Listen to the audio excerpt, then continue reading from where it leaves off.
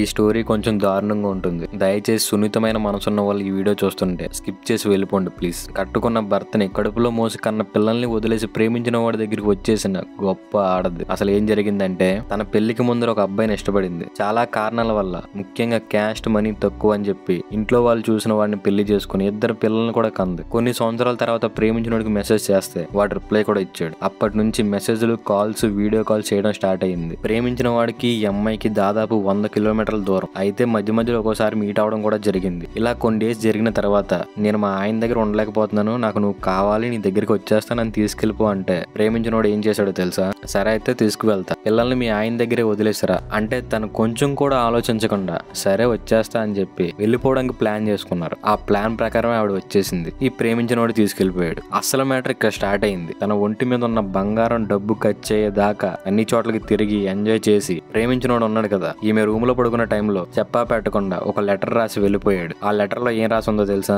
ఏమే నేను ఎంతలా ప్రేమించానే, కనీసం నా గురించి నువ్వు ఆలోచించకుండా డబ్బు ఉందని చెప్పి పెళ్లి చేసి వెళ్ళిపోయావు. ఇప్పుడు నేను ఇలా వదిలేసి వెళ్ళిపోవడంలో నాకు కొంచెం కూడా పాపం అని అనిపించట్లా, టేక్ కేర్ అని ఉంది. అది చదివాక ఇవిడికి ఏం చేయాలో తెలియక సూసైడ్ ప్లాన్ చేసుకుంది. భయంతో చేసుకోలేకపోయింది. ఇంక ఏం చేసినా పర్లేదని చెప్పేసి భర్త పిల్లల దగ్గరికి వస్తే తన భర్త ఏ మొహం పెట్టుకుని వచ్చావే, నన్ను నా పిల్లల్ని వదిలేసి వెళ్ళిపోయావు కదా, నిన్ను ఎంతలా చూసుకున్నానే, ఇప్పుడు నీ మొహం చూడాలంటే నాకు కంపరంగా ఉంది, దయచేసి ఇక్కడ నుంచి వెళ్ళిపో అంటే ఆవిడ పిల్లల్ని పిలిస్తే కనీసం పిల్లలు ఆవిడ మొహం కూడా చూడలేదు. వాళ్ళ నాన్న దగ్గరే ఉండిపోయారు. ఇంకా ఆవిడ అక్కడ నుంచి వచ్చేసి వాళ్ళ అమ్మాళ్ళ ఇంటికి వెళ్ళిపోయింది. అక్కడే ఉంటుంది. ఎంత తప్పు చేసినా కన్న వాళ్ళకి తప్పదు కదా. ఇంకా తన భర్త మంచోడు కాబట్టి ప్రాణాలతో వదిలేసాడు. అది ఇంకెవరైనా అయితే నడి రోడ్లు అడ్డంగా నరికేసేవాడు. అవునా కాదా? అసలు ఈ స్టోరీలో తప్పేవరది? ప్రేమించిన వాడిదా లేదా ఈవిడిదేనా, లేకపోతే పెళ్లికి ముందర కూతురు మనసులో ఏముందో తెలుసుకోకుండా పెళ్లి చేసిన తల్లిదండ్రులదా? మీరేమనుకుంటున్నారో కామెంట్ లో రాయండి. మనం ఒకరిని ప్రేమించినప్పుడు కష్టమో నష్టమో ఇంకా వాడితోనే. అమ్మ చచ్చిపోతుంది, నాన్న పురుగుల మందు తాగేస్తాడంటే వీడిని వదిలేసి వేరే వాడిని పెళ్లి చేసుకున్న తర్వాత